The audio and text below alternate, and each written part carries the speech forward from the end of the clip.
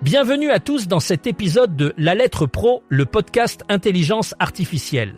Je suis Brulatour, le rédacteur en chef de La Lettre Pro. Aujourd'hui, nous allons explorer plusieurs sujets captivants qui touchent le monde de la radio et du podcast. Nous parlerons du parcours de Vincent Benveniste, de l'impact de l'audio sur les campagnes publicitaires et des dernières évolutions technologiques avec la 5G Broadcast. Nous aborderons également les initiatives estivales de Bell RTL en Belgique et les efforts de Radio France pour soutenir la transition écologique. Enfin, nous célébrerons les 45 ans du CIRTI et discuterons du rôle incontournable de la radio en France. Commençons tout de suite avec le portrait de Vincent Benveniste. Vincent Benveniste est une figure emblématique de l'industrie de l'audio, avec un parcours riche et varié. Issu d'une famille où la musique a toujours eu une place centrale, il a été profondément influencé par cet environnement dès son plus jeune âge. Sa carrière a été marquée par une évolution constante, passant de la technique à la gestion, tout en gardant un lien fort avec la création musicale. Vincent a su naviguer entre différentes cultures et a acquis une expertise qui lui a permis de contribuer significativement à l'innovation dans le secteur. Sa vision avant-gardiste et son approche humaine de la communication font de lui un leader respecté et un modèle pour beaucoup dans l'industrie. Son parcours est un exemple inspirant de comment la passion et l'engagement peuvent mener à une carrière réussie et impactante. L'efficacité des campagnes publicitaires utilisant l'audio est de plus en plus reconnue. Des études récentes montrent que l'audio peut renforcer l'impact des campagnes publicitaires en créant des connexions émotionnelles plus profondes avec les auditeurs. La nature immersive de l'audio permet aux marques de transmettre leurs messages de manière plus personnelle et engageante. En outre, l'audio offre une flexibilité unique en termes de format et de plateforme, permettant aux annonceurs d'atteindre leur public cible de manière plus efficace. Avec la montée en puissance des podcasts et des enceintes connectées, l'audio devient un canal de choix pour les campagnes publicitaires. Les annonceurs qui intègrent l'audio dans leur stratégie marketing constatent souvent une augmentation significative de l'engagement et des taux de conversion. L'avenir de la publicité semble donc prometteur pour ceux qui savent tirer parti de la puissance de l'audio. À partir du 31 août 2026, Géraldine Mosna-Savoy prendra les rênes de l'émission Avec Philosophie sur France Culture.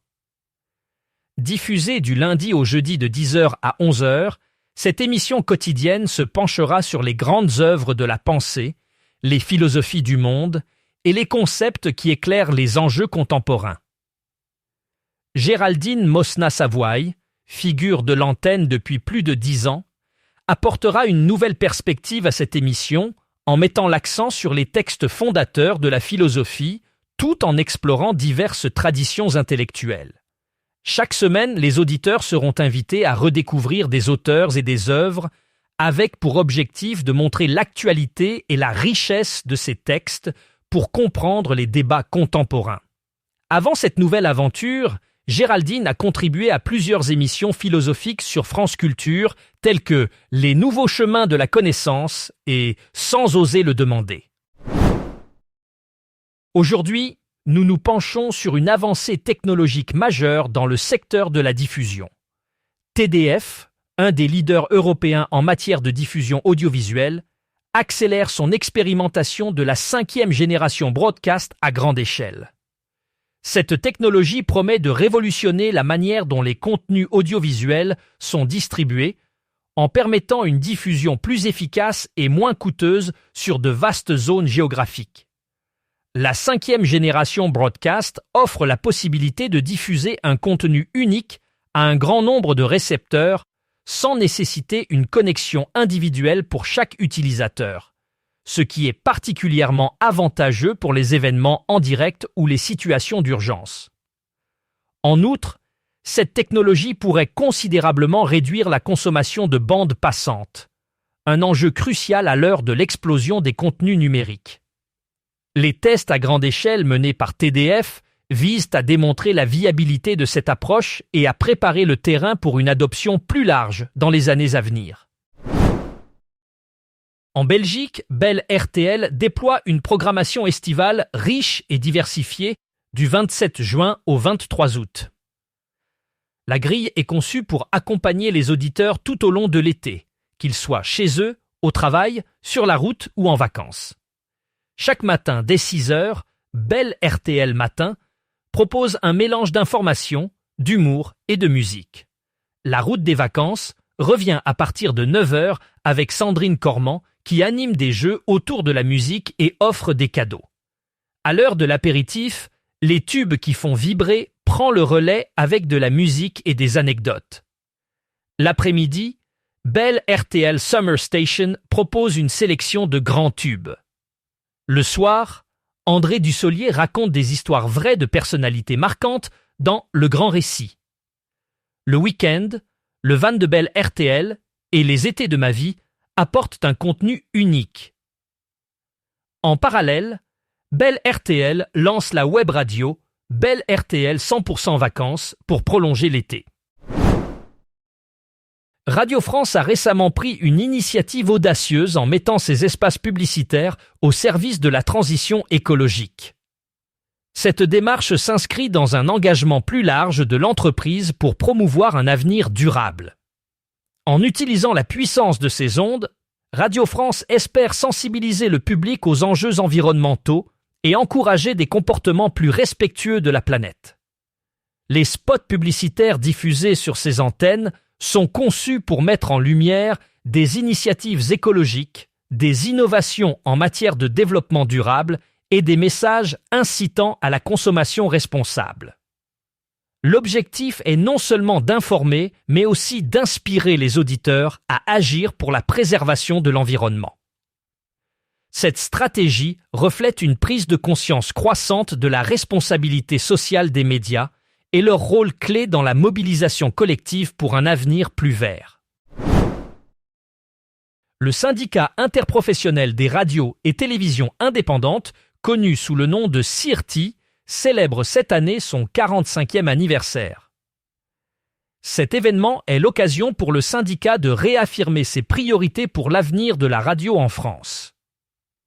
Lors de l'Assemblée générale de 2026, Emma Rafovitch, députée européenne, a mis en lumière les enjeux européens pour le média radio. Le CIRTI, qui regroupe plus de 160 radios indépendantes, continue de défendre la diversité et le pluralisme dans le paysage radiophonique français. Parmi ses priorités figurent la promotion de l'innovation technologique, le soutien à la création locale et indépendante, ainsi que la préservation de la liberté d'expression. Le CIRTI insiste sur l'importance de protéger les radios locales face aux géants du numérique et de garantir un accès équitable aux fréquences radio. Avec des défis croissants à l'ère numérique, le CIRTI se positionne comme un acteur clé dans le soutien et le développement de la radio indépendante en France. Le 214e numéro de la lettre Pro l'Hebdo vient de paraître, offrant des perspectives fascinantes sur l'évolution de l'industrie de la radio et de l'audio digital. Vincent Benveniste, avec son parcours atypique de la technologie pure à l'audio public, partage sa vision du secteur. Il met l'accent sur l'importance de la coopération entre les acteurs et la durabilité des projets plutôt que la disruption continue. Pour lui, la radio est un secteur qui nécessite de faire beaucoup avec peu, en privilégiant la longévité et l'évolution.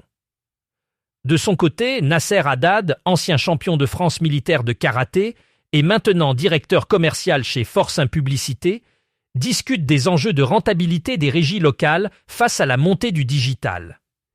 Il souligne la nécessité de valoriser les ressources digitales pour maintenir la rentabilité. Ce numéro propose également une playlist des chiffres clés et une sélection d'études audio, enrichissant ainsi la compréhension des dynamiques actuelles du secteur. La radio continue d'occuper une place majeure dans la consommation musicale en France. Selon Médiamétrie, chaque mois, 46 millions de Français écoutent des programmes musicaux à la radio, représentant 80,5% des personnes âgées de 13 ans et plus. Cette écoute s'inscrit dans un usage quotidien, particulièrement en voiture, où la moitié du volume d'écoute est réalisé. La radio conserve ainsi un rôle clé dans les mobilités quotidiennes.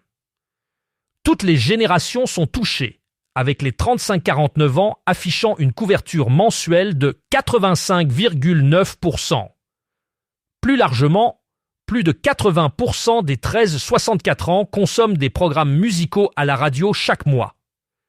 La radio et l'audio digital se complètent, avec des applications, des web radios et le replay enrichissant l'expérience d'écoute. Médiamétrie montre que 39% du volume total de musique écoutée en une journée moyenne provient de la radio, rivalisant avec le streaming audio. Vincent Benveniste voit la radio comme une métaphore puissante de la communication humaine. Selon lui, la radio incarne le lien direct et authentique entre l'émetteur et le récepteur, un trait essentiel de l'interaction humaine. Il souligne que cette relation est fondée sur l'écoute active et la réciprocité, des éléments cruciaux dans toute forme de communication. Benveniste estime que la radio, par sa nature même, favorise une connexion émotionnelle et intellectuelle unique, car elle repose sur la voix humaine, un vecteur de nuances et d'émotions.